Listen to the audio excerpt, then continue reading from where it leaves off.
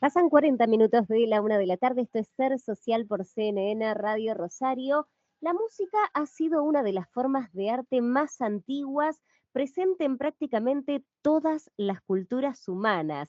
Y el Día de la Música se celebra cada 22 de noviembre desde 1594 en honor a Santa Cecilia, que es la patrona de la música. Vamos a hablar de esto, de la historia de la música, del Día de la Música, los beneficios también de la música en la salud, y estamos en contacto para esto con Nelva Quintana. Nelva es profesora de música y terapeuta por la Institución Española de Sonoterapia y Método Auster. La encontramos Nelva en LinkedIn como Nelva Quintana y también en otras redes sociales como por ejemplo Instagram, Blena Sound, así la podemos ubicar. Nelva, un gustazo saludarte, bienvenida a Ser Social, ¿cómo estás? Buenas tardes, ¿cómo están Leandro, Valeria?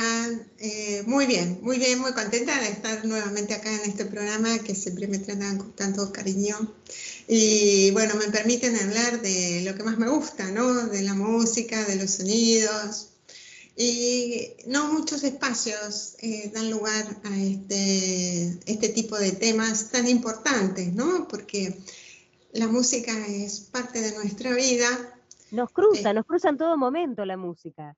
Totalmente en todos los ámbitos, ¿no? Y vos fíjate que el hombre está haciendo, como vos lo señalaste, hace 43.000 años está haciendo música, ¿no? O no sabemos, tal vez desde antes, porque, bueno, esta flauta que se encontró en Alemania, ¿no?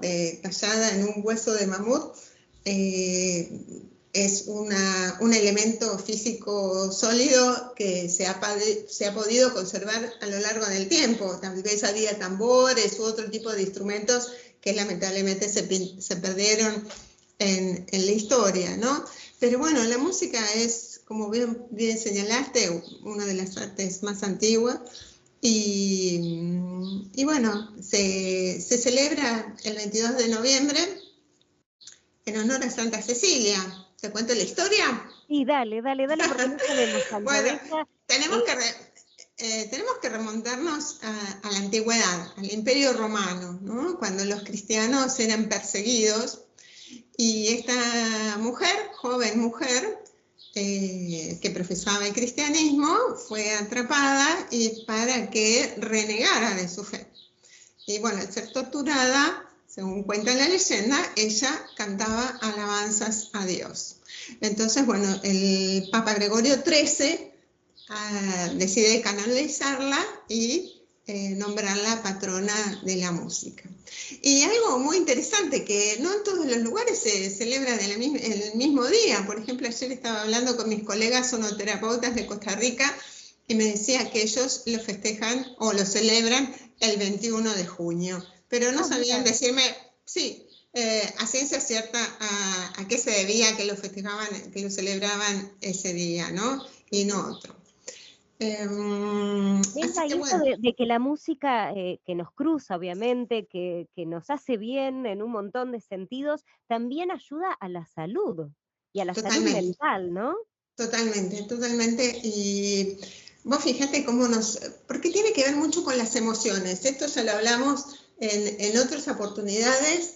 El sistema auditivo está estrechamente vinculado con el sistema nervioso, obviamente, y con las emociones. Vos fíjate que si un día venís medio bajón de la calle, de trabajar, llegás a tu casa, te servís algo rico, con un tecito o una cervecita, y te pones música un poco más alegre y enseguida te cambia el humor, ¿no es cierto? Entonces, bueno, los estudiosos, los científicos empezaron a observar esta influencia que tiene en nosotros la música y empezaron a observar con más detenimiento hasta que después de la Segunda Guerra Mundial se empezó a implementar a la música para ayudar, sanar, ¿no?, a todos los soldados que venían de la guerra. Entonces se empezó a usar la música de manera sistemática y organizada para acompañarlos en su recuperación, ya sea física o mental. Y esta disciplina se llama musicoterapia. ¿Mm? Que está bueno que lo hayas mencionado porque es diferente de la sonoterapia. A ver, ¿y cuál es la diferencia entre una y otra? Bien, primero tendríamos que partir cuál es la diferencia entre sonido y música. Ajá, ok, dale. Sonido es todo lo que percibimos, ¿no? El sonido del viento, el sonido de la lluvia, el maullido de un gato, no sé, todo lo que escuchamos, esos son sonidos. Pero no están organizados de una determinada manera.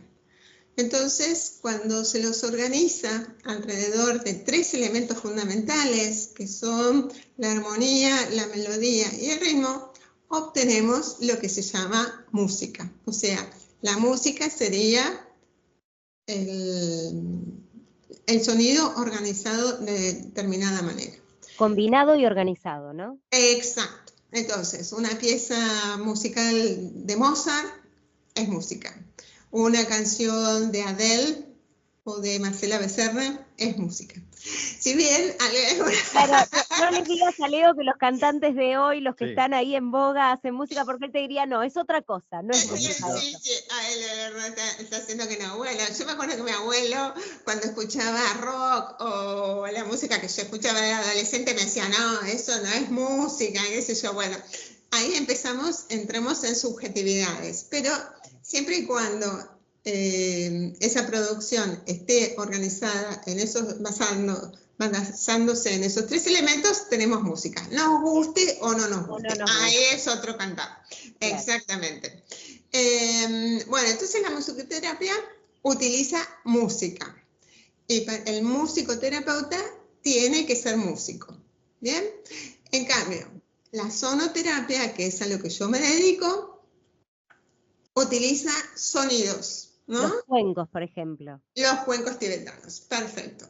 Son sonidos que no están estructurados sobre estos 3 elementos, pero sí estructurados de manera que provoquen, ¿no es cierto? O presentados de manera que sí provoquen un efecto beneficioso sobre el cuerpo. Entonces, y para aclarar también, la musicoterapia es relativamente reciente, porque yo ya dije que surge luego de la Segunda Guerra Mundial, mientras que la terapia de sonido es ancestral, ¿no? Los chinos, por ejemplo, la medicina china en el año 239 a.C., o sea, un montón, habían escrito un libro sobre medicina en la cual trataban la medicina con hierbas, ¿no es cierto? Y el sonido como otro tipo de medicina. Y viste que los chinos no escriben con el alfabeto como nosotros, sino que hacen ideogramas. Y el símbolo de la medicina con hierbas y el símbolo de la medicina con música o de música tienen una mínima diferencia, ¿sí?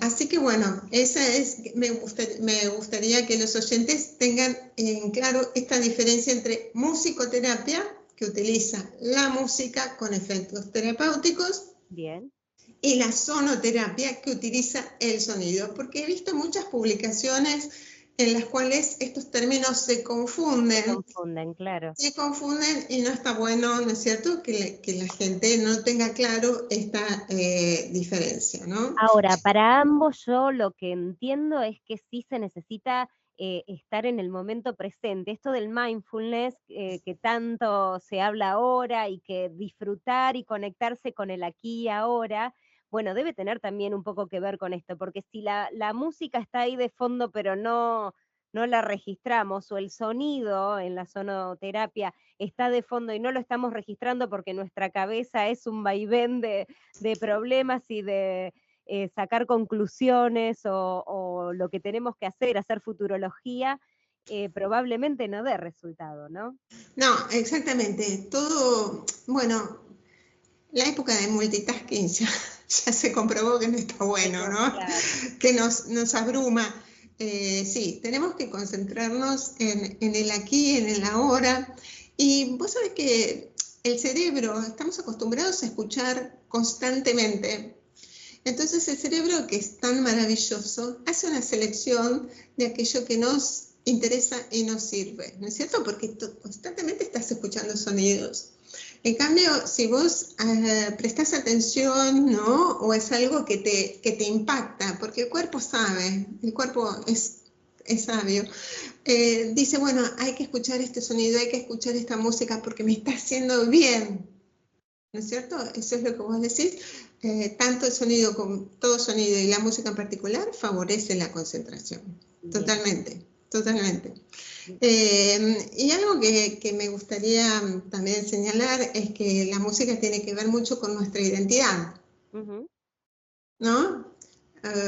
Como yo recién decía, bueno, la música que escuchaba yo en mi adolescencia, si ahora la vuelvo a escuchar, bueno, me hace recordar, ¿no?, esa etapa de mi vida, o cuando nosotros estamos en otro país, tal vez escuchar un tango nos pone nostálgicos, o nadie es indiferente a cuando ve nuestra selección de fútbol cantar el himno y que se sienten emocionados, ¿no es cierto? Es cierto, viste, ahí es como que se te ponen los pelitos así, piel de gallina. Tal cual, y vos por ahí escuchás el himno en un acto de la escuela y tenés sueño, no sé, no le das tanta importancia, pero cuando es algo así que nos reúne, ¿no?, que nos convoca con un objetivo común, cómo nos identifica, claro. Nos identifica. Así que también nos identifica con un momento de nuestra vida, tal vez, con nuestros orígenes, así que es muy potente el poder de la música. Bien, la última con Leo. No, vos sabés qué es, Nelva, ¿cómo estás?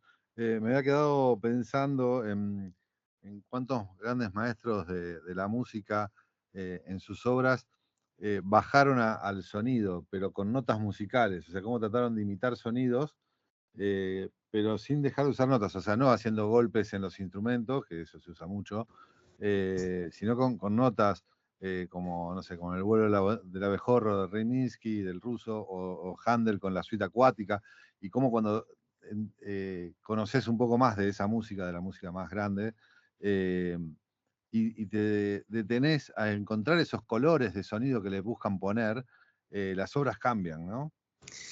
Sí, obviamente los artistas o los músicos, ¿no es cierto?, siempre buscan experiencias nuevas. Es muy interesante también cómo se nos acostumbra el oído, ¿no es cierto? Porque, por ejemplo, nuestra música está basada en 7 notas. La música occidental. Se supone que el espectro de las notas no puede superar eso. Claro, y determinados patrones. Y cuando vos vas a escuchar música china o japonesa que son basadas en una escala de 5 notas, te genera así como que decís, ¿y esto cómo es? No me suena familiar. Como así también hay muchos cantos, ¿no?, de otras culturas que también detectamos que no nos resulta familiar. Pero bueno, es un lenguaje universal, porque justamente esto es lo que me encanta de la música, ¿no?, que es universal, que muchas veces no tenemos las palabras para expresarnos, pero sí a través de la música, ¿no es cierto? Entonces, ¿cómo nos permite transmitir esa emoción? Así que es muy, muy rescatable esto, ¿no?, de este poder de la música. Gracias, Nelva, por compartirlo con nosotros. Nos encanta aprender con vos, así que te agradecemos, te decimos feliz Día de la Música. Se celebra mañana, por lo menos acá. En otras partes del mundo tal vez es la fecha de junio. Otra fecha, pero bueno, está bueno recordarlo, ¿no? Y celebrar este día. Muy bien. Les doy las gracias por este espacio. Por favor, quedamos a disposición, vamos a volver a hablar prontito seguramente. Te mandamos un fuerte abrazo. Gracias, Nelva. Bueno, muchas gracias y saludos a todo Rosario. Gracias como siempre. Desde La Plata, Nelva Quintana, que es profesora de música y terapeuta sonora, certificada por la Institución Española de Sonoterapia y el Método Auster. La encontramos en LinkedIn como Nelva Quintana.